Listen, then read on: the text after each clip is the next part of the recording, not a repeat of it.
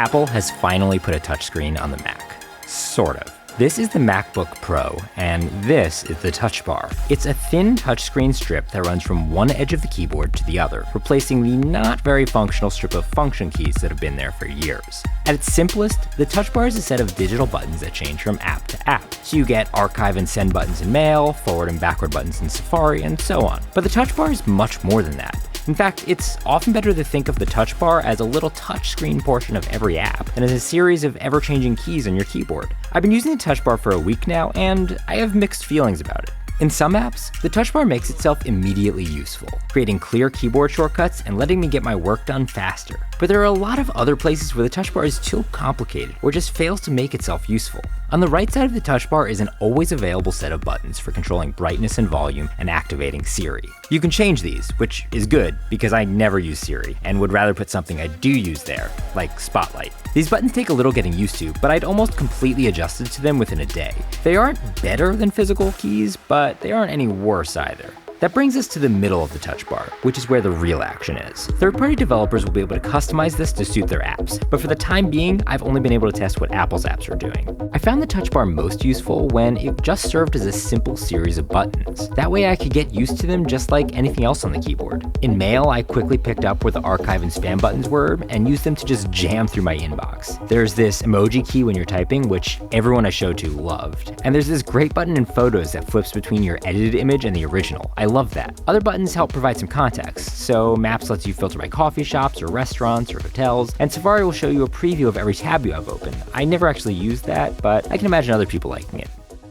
It's the more complicated controls that can be hit and miss. Here's two examples from Apple's Photos app. When you're using the healing brush, a slider pops up that lets you adjust its size, so I can do that with one hand and move the cursor with the other. It's great, but elsewhere it gets to be too much. Here there are 3 different sliders to switch between. It's not entirely clear what each of them does, and I keep accidentally hitting these little check marks beside them. The sliders are useful, but not necessarily easier than on-screen controls. Other times it's even more complicated. Buttons behave in unpredictable ways. So this one pops out, this one pops over, this one drills down into a new set of scrolling buttons. Apple's essentially built a new set of menus into your keyboard, which, yeah, can be about as awful as it sounds. And then elsewhere, the Touch Bar can just be kind of useless. The word predictions that pop up when you're typing are particularly odd. They're so slow that they don't even update until you finish typing. And some apps make puzzling use of space. You should really be able to customize the Touch Bar for how you want to use it. But not every app lets you do that. The Touch Bar can be useful, but it's going to take Apple and third-party developers a while until they figure out best practices for it. When that happens, I think the Touch Bar really will help people better use the apps they're already in all day. But it's not going to revolutionize the Mac, and I suspect the future looks a lot more like a dull but useful row of virtual buttons than a strip of DJ controls.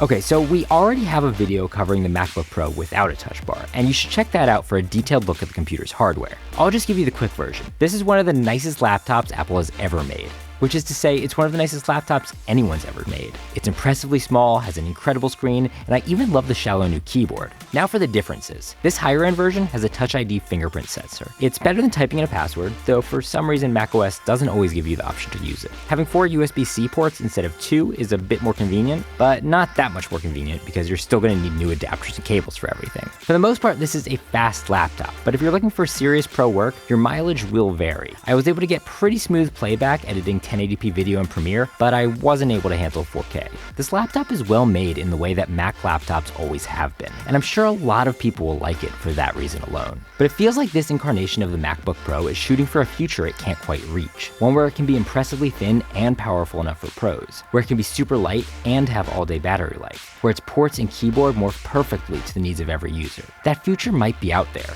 but it's not in this machine, not this year.